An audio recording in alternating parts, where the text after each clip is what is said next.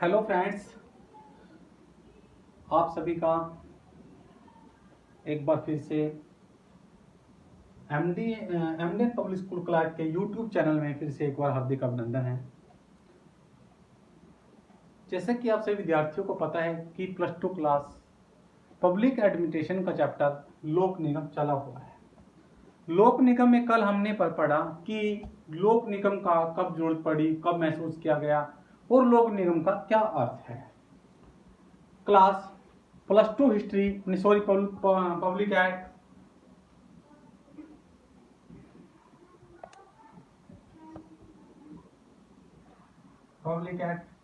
का पार्ट 2 पढ़ेंगे।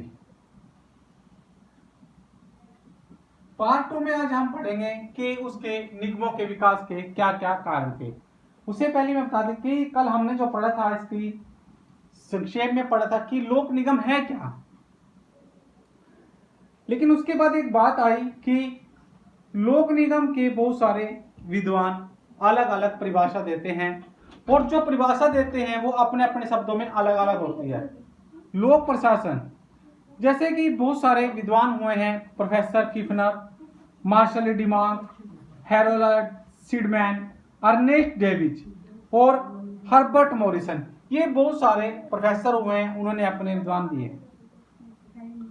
सही विद्यार्थी एक बात और देखिए, जब ये लॉन्ग क्वेश्चन लिखते हैं आप बहुत सारे प्रोफेसरों के नाम लिखें जो मैंने बताया भी है, और आपने लिखना है उनमें से कुछ प्रमुख हैं जिन्होंने अपनी परिभाषा इस प्रकार दी है। जैसे कि मार्शल डी मॉक के अनुसार क्या है, लोक निगम वह सरकारी निगम है, लोक निगम वह सरकारी उद्यम है जिसकी स्थापना किसी, कहते लोक निगम वह सरकारी निश्चित उद्यम है जिसकी स्थापना किसी निश्चित व्यापार को चलाने अथवा वित्तीय उद्देश्य को पूरा करने के लिए संघीय राज्य अथवा स्थानीय कानून के द्वारा की गई हो। Professor E D mock very important है। उसके बाद है डॉक्टर हैरोल्ड सीडमैन। हैरोल्ड सीडमैन कहते हैं लोक निगम को कि लोक निगम को इसलिए संगठित किया जाता है कि वह कानून द्वारा, लोक निगम को इसलिए संगठित किया जाता है क्योंकि वह कानून द्वारा स्वीकृत और एक उद्देश्य की पूर्ति भी करे। आज हम बात करने वाले हैं लोक निगम के विकास के क्या क्या कारण थे।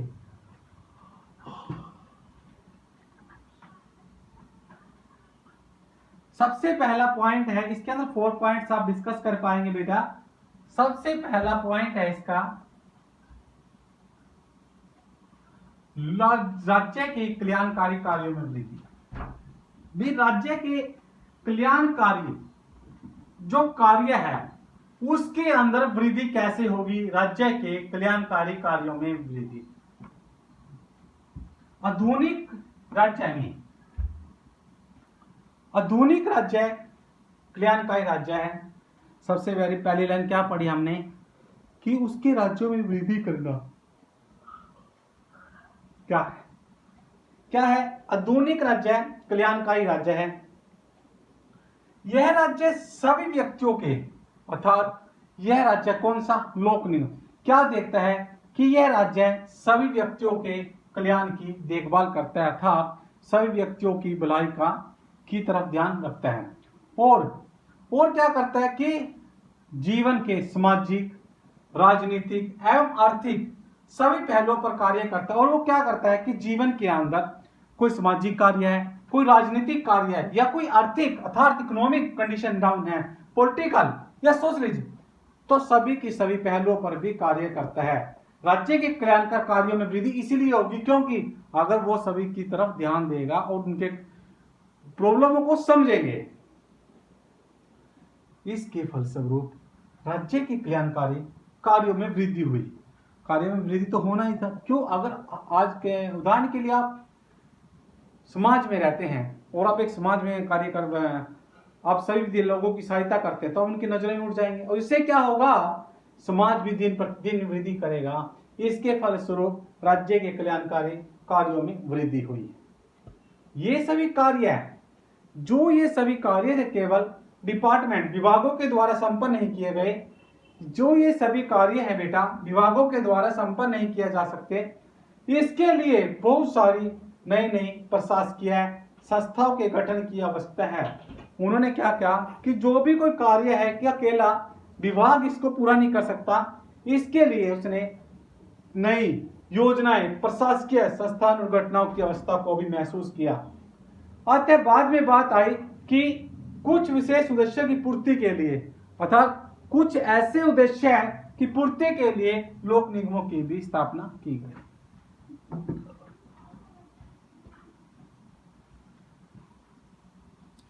अब दूसरा पॉइंट आया तो औद्योगिकरण की बात करते हैं। औद्योगिकरण क्या है? इंडस्ट्रियलाइजेशन। इंडस्ट्रियलाइजेशन है औद्योगिकरण। औद्योगिक समय में औद्योगिकरण और नगरीकरण जो दोनों करण थे, कौन कौन से? आधुनिकीकरण और नगरीकरण तेजी से हो रहा है। उन्होंने क्या कहा भी आधुनिक समय में जो औद्योगिकरण और नगरीकरण का विकास तेजी से हो रहा है। मैं क्यों है? क्योंकि नए नए उद्योगों की स्थापना की जा रही है। आप भी देख रहे हैं दिन प्रतिदिन इंडस्ट्री बढ़ती जा रही है, उद्योग भी बढ़ रहे हैं और नए नए शहर भी बस रहे हैं। अर्थात इस पॉइंट को समझे कि औद्योगिकरण और नगरीकरण तेजी से विकास हो रहा है। जैसे जैसे उद्योग बढ़ रहे हैं वैसे वैसे नए शहर भी बस रहे हैं।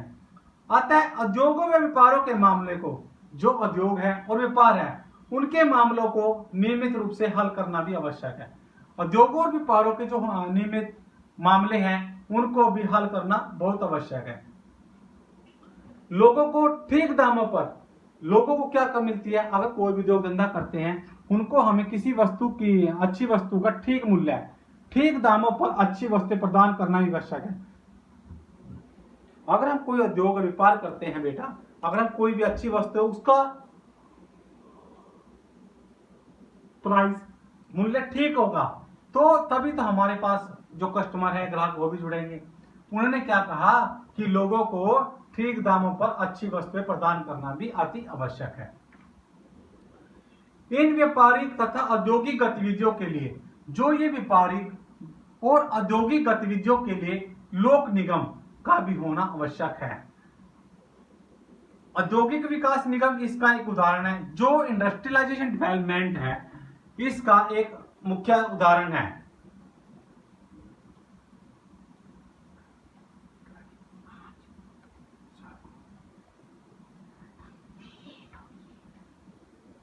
लोगों को आधारभूत सेवाएं प्रदान करना। जो लोग हैं बेटा उनको आधारभूत सेवा प्रदान करना। प्राय सभी देशों में जो लोग हैं क्या करते हैं? वो आधारभूत सेवाएं प्रदान करते हैं। अर्थात सभी देशों में उचित दरों पर, सभी देश जितने भी देश हैं उन पर क्या करते हैं? उचित दरों पर जो नागरिक है, नागरिकों को वस्तुएं भी प्रदान की जाती है। अर्थात सभी देशों में, जो कहने का तात्पर्य क्या है? जिस वस्तु का जो प्राइस है उचित मूल्य पर वो वस्तुएं प्रदान की जाती हैं। यातायात तथा बिजली के साधनों का प्रबंध, जो यातायात है और बिजली के साधन है उनका प्रबंध सरकार के द्वारा ही किया जाता है। यातायात आपको पता ही है, यातायात के साधन है या अर्थात कोई बिजली का प्रबंध है, उनका प्रयोग भी सरकार के द्वारा किया जाता है। इन कार्यों के लिए व्यापारिक योग्यता, इन कार्यों के लिए क्या करते हैं? जो व्यापारिक योग्यता है और परिवर्तनशीलता है या शीघ्र निर्णय लेना आवश्यक है। इन्होंने क्या कहा? जो ये कार्य करते हैं सरकार के द्वारा, ये कार्य एकदम सरकार के द्वारा क्या होता है? व्यापारिक योग्यता और परिवर्तनशीलता तथा शीघ्र निर्णय लेना बहुत आवश्यक है। इसके लिए भी निगम गठित किए गए हैं, जैसे कि दिल्ली परिवहन निगम में क्या है? डीटीसी। क्या है? दिल्ली परिवहन निगम। डीटीसी क्या है? Delhi transport corporation. डीटीसी की बसें आपने देखा है दिल्ली में चलती हैं। डीटीसी एक निगम है, लोक निगम। उन्होंने क्या कहा? तथा हरियाणा विद्युत प्रसारण निगम इसके उदाहरण है। देखो आपने देखा है हरियाणा के अंदर क्या है? UHBBN है।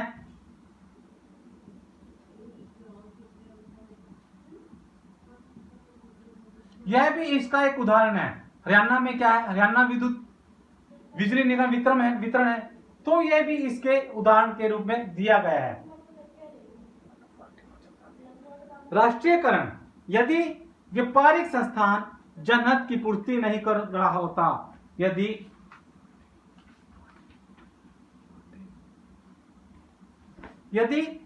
व्यापारिक संस्थान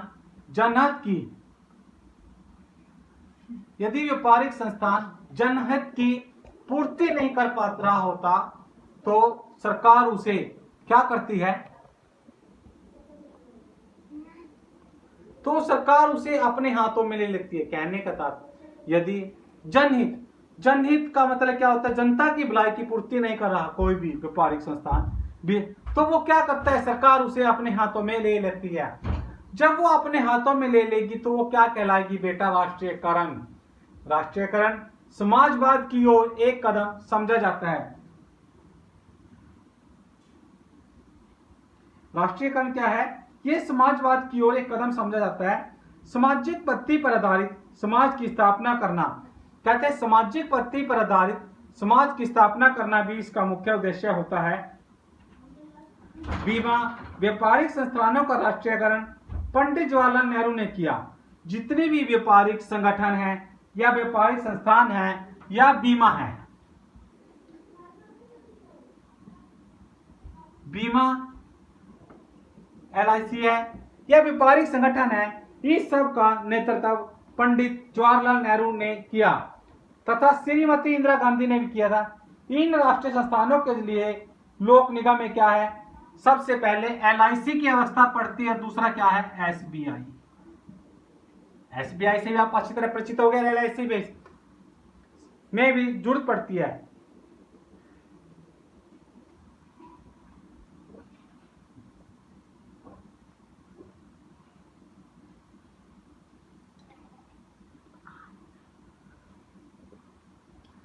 जब LIC और SBI की जरूरत के बाद जब सरकार व्यापार, उद्योग और वाणिज्य की गतिविधियों को अपने हाथों में लेती है, तो लोक निगमों की स्थापना की जाती है।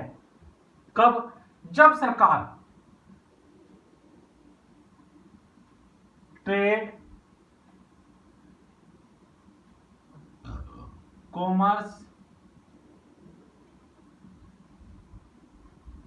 या इंडस्ट्रीज, जब सरकार इनको अपने हाथों में ले लेती है, तो लोक निगम की भी स्थापना करना आवश्यक होता है। सरकार क्या करती है, एक कानून द्वारा निगम की स्थापना करती है तथा दिन प्रतिदिन का सामान्य प्रशासन चलाने के लिए दिन प्रतिदिन का शासन चलाने के लिए एक मंडल नियुक्त करती है। क्या करती है, एक मंडल नियुक्त करती है। उस मंडल का क्या नाम है, निदेशक मंडल।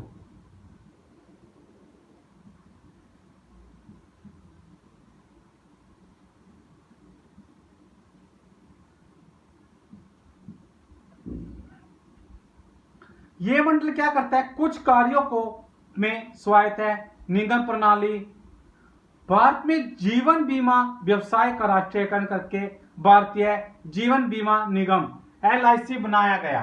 और क्या किया गया, इस तरह भारतीय खाद्य निगम FCI भी बनाया गया। आपने देखा FCI क्या है, फूड से रिलेटेड है, फूड कॉर्पोरेशन ऑफ इंडिया। आपने देखा है भारतीय खाद्य निगम है जहां पर अनाज को रखा जाता है। और उसके बाद DVC बनाया गया, IFC, CWC, अन्य निगमों की स्थापना भी की गई और सरकार ने इस प्रणाली को भी अपनाया गया है।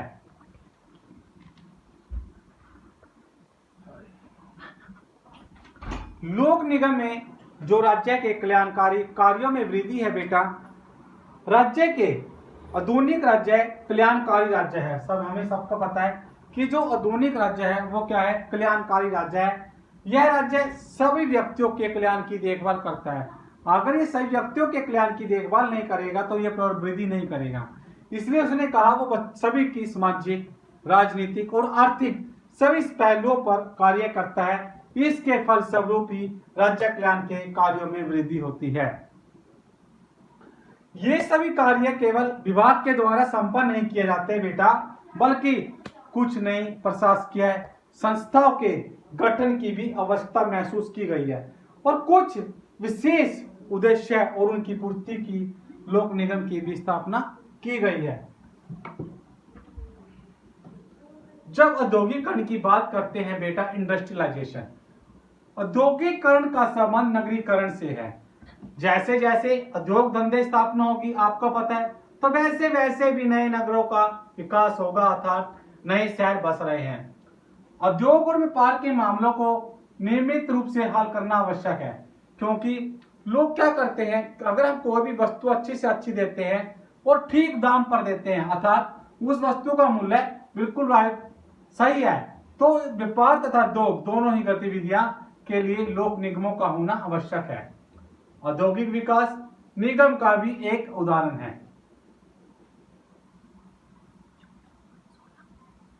लोगों को आधारभूत सेवा प्रदान करना।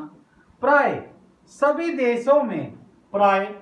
देशों में उचित दरों पर नागरिकों को उचित दरों पर नागरिकों को वस्तुएं प्रदान की जाती हैं। यातायात, बिजली के साधनों का प्रबंध किया जाता है। इन कार्यों के लिए व्यापारिक योग्यताएं, परिवर्तनशीलता और शीघ्र निर्णय लेना भी आवश्यक है। जब इन निगमों को गठित किया गया तो दिल्ली परिवहन निगम DTC, दिल्ली ट्रांसपोर्ट कॉरपोरेशन, तथा हरियाणा में UHBVN, विद्युत प्रसारण निगम इसके उदाहरण हैं। जब राष्ट्रीयकरण की बात करते हैं बेटा, यदि व्यापारिक संस्थान